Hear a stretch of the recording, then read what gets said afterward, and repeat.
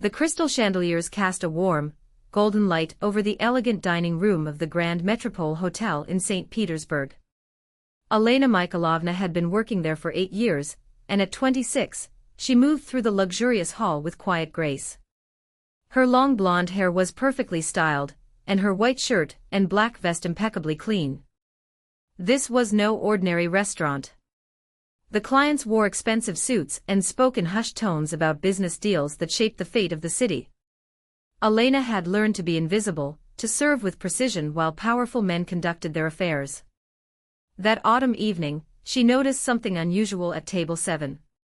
3 men in their 50s and 60s typically met there monthly. Stern faces, restrained conversation. The weight of serious matters always hung over their meals, but tonight, there was tension. Real tension. Dmitry Volkov sat at the head of the table. His silver hair gleamed under the chandelier's glow. At 62, he was the kind of man who commanded respect without saying a word.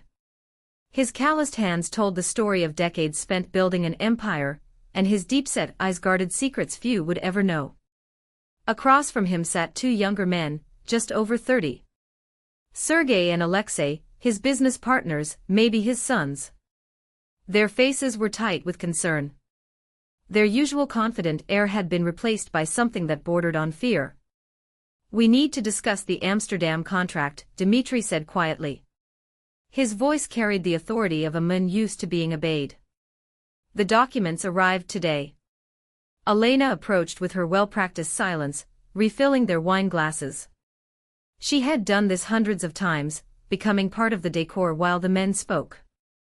But as she poured, she saw papers scattered across the white tablecloth, letters, a contract, all written in a language she immediately recognized. Dutch. Her grandmother's voice echoed in her memory. "Elenochka, my child. Language is a bridge between hearts. Never forget what I taught you." Her grandmother had fled from Amsterdam during the war, settling in Russia, and had spent Elena's childhood teaching her the melodic sounds of her native tongue. Back then, it felt like a gift. Now it felt like fate. "The problem," Sergei was saying tensely, "is that we can't understand half of what they're asking. The translator we hired, she's been unreachable for 3 days." Dmitry's jaw tightened.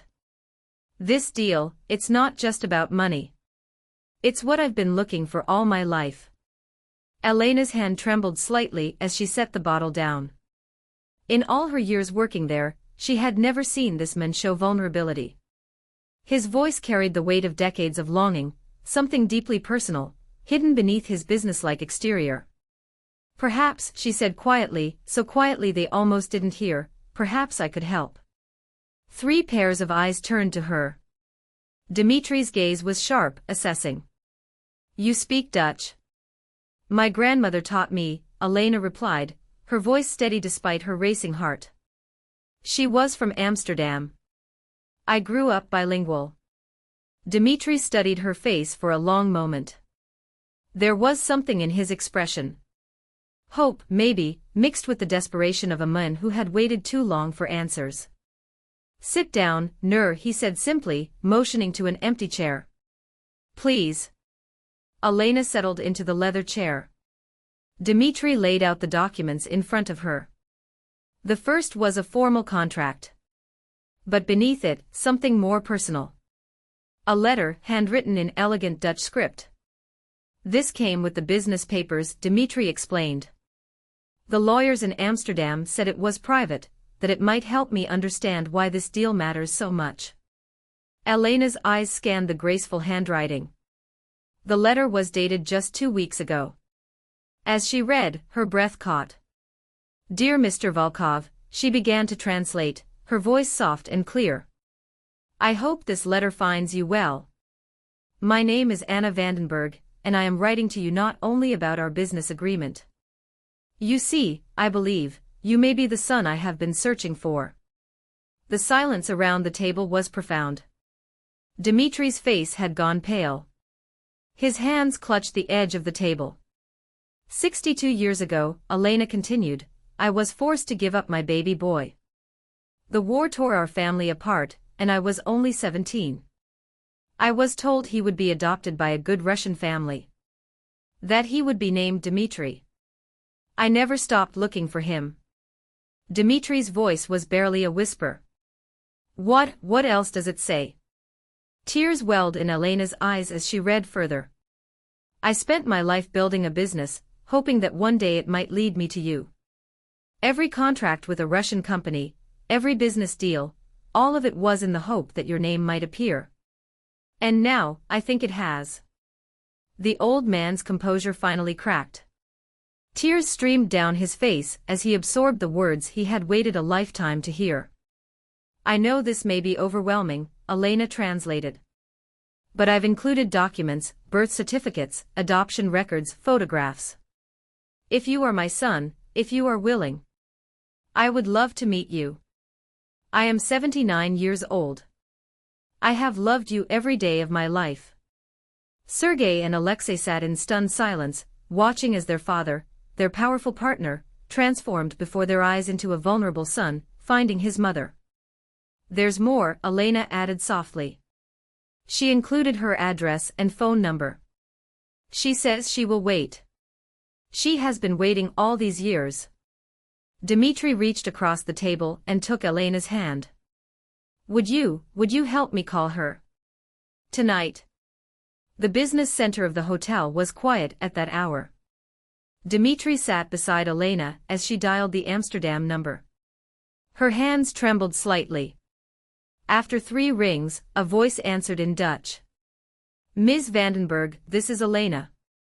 I'm calling from St. Petersburg. I'm here with Dmitri Volkov. We received your letter. Silence stretched across the ocean. Then, a voice, full of hope built over a lifetime. Is it really my boy? Elena looked at Dmitri, who nodded through his tears. Yes, she said. He's here. He wants to speak with you. What followed was a conversation that lasted until dawn. Elena translated between Russian and Dutch, watching as mother and son slowly pieced together the life they had been denied. Anna told stories of her search, of the business she had built partly in hopes of finding him. Dmitri spoke of his childhood, of the feeling that something had always been missing. Of dreams in which a woman's voice called his name. 2 months later, Elena stood in the arrivals hall of Pulkovo Airport, watching Dmitri embrace a small, elegant woman with silver hair and eyes that mirrored his own. Anna Vandenberg had come to Russia to meet the son she had never stopped loving. Thank you, Anna whispered to Elena, in flawless Russian learned through 60 years of hope. Thank you for bringing me back my child. Elena smiled, understanding that some gifts are meant to be shared. She had only been serving coffee and wine. But sometimes, the most meaningful moments in life happen when we simply decide to help, when we offer our small talents in service of someone else's dream. Watching the reunion, Elena realized that her grandmother's gift, the language, had become something far greater. It had become a bridge between hearts, separated by time and distance. Finally reunited by love and the simple kindness of a young woman who chose to translate more than just words. In the elegant restaurant where she worked, Elena continued to serve with the same quiet grace. But now she carried with her the knowledge that all of us have something to offer. Some small gift that can change everything for someone else. Sometimes we're just pouring coffee. Until we're not.